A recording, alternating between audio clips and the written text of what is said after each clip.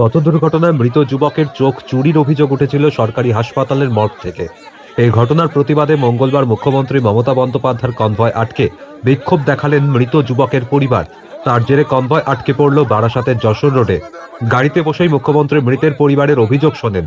তিনি মৃতের মাকে মুখ্যমন্ত্রীর কোটায় চাকরি দেওয়ার আশ্বাসও দিয়েছেন।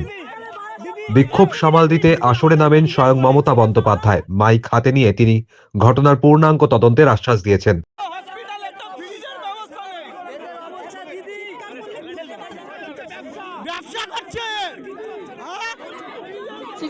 কথা বলে নিয়েছি এবং যেটা ঠিক করলাম সেটা হচ্ছে যদি এই ঘটনা কেউ করে থাকে টোটাল এনকোয়ারি অর্ডার দিলাম এবং 2 হচ্ছে তার বিরুদ্ধে অ্যাকশন নেওয়া হবে, সিসিটিভি ফুটেজও দেখা হবে এবং যে পরিবারের এই ঘটনা ঘটেছে তাদেরকে প্রয়োজনীয় ক্ষতিপূরণও দেওয়া হবে।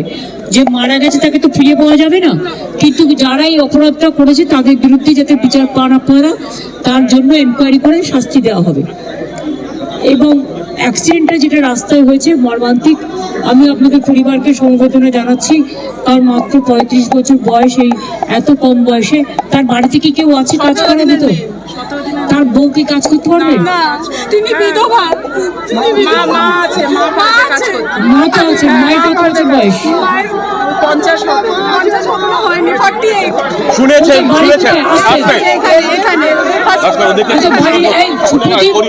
বাড়ির অ্যাড্রেসটা লিখে নাও আর বায়োডাটাটাও মার নিয়ে নাও। আমি আমার কোটায় যে চাকরি হয় বছরে 2টো, আমি তার থেকে একটা করে দেবো, কাছাকাছি করে দেবো যাতে উনি মানে সংসারটা চালাতে পারবে। ঠিক আছে, আমি এটা করে দিচ্ছি। অন্যায়ের বিচার হবে, 2 হচ্ছে ক্ষতিপূরণ হবে, 3 হচ্ছে আমি আমার নিজের চিফ মিনিস্টারের কোটা থেকে আমার বছরে 2টো পাই, আমি সেখান থেকে 1 বছর 10,000 টাকা করে পাবে গ্রুপ ডি, আর 1 বছর বাদে পার্মানেন্ট চাকরি হয়ে যাবে। ঠিক আছে, মায়েরটা আমি করে দেবো। আপনি একটা কাজ করুন, ওনার মায়ের যে একটা বায়োডাটা লাগবে, বায়োডাটা মানে বুঝতে পারছেন তো, নাম, অ্যাড্রেস আর বয়স আর পড়াশোনা যদি করে, ঠিক আছে, না করলে কোনো অসুবিধা নেই, তাহলে লিখে দেবেন, লিখতে পারে, পড়তে পারে। আমি 2 দিন টাইম নিচ্ছি, পরশু দিনই অ্যাপয়েন্টমেন্ট লেটার একদম ম্যাডাম কাল পৌঁছে যাবে, ওদের বাড়িতে এসে পৌঁছে দেবে, কাল পৌঁছে যাবে ম্যাডাম। দোষীদের শাস্তির ব্যবস্থা হবে। শুধু তাই নয়, মুখ্যমন্ত্রী কোটা থেকে নিহত যুবকের মাকে চাকরি দেওয়ার প্রতিশ্রুতিও দিয়েছেন মমতা বন্দ্যোপাধ্যায়। এই বিষয়ে রাজ্যের এডিজি আইন শৃঙ্খলা সুপ্রতিম সরকারকে পরিবারের সঙ্গে যোগাযোগ করে যথাযথ পদক্ষেপ করার নির্দেশ দিয়েছেন মুখ্যমন্ত্রী মমতা বন্দ্যোপাধ্যায়।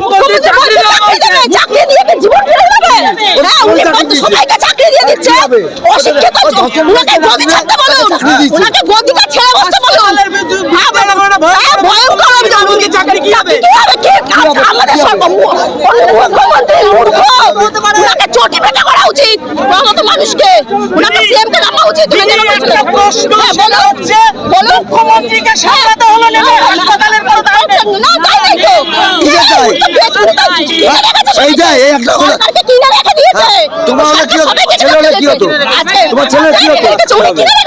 পরিবারের লোক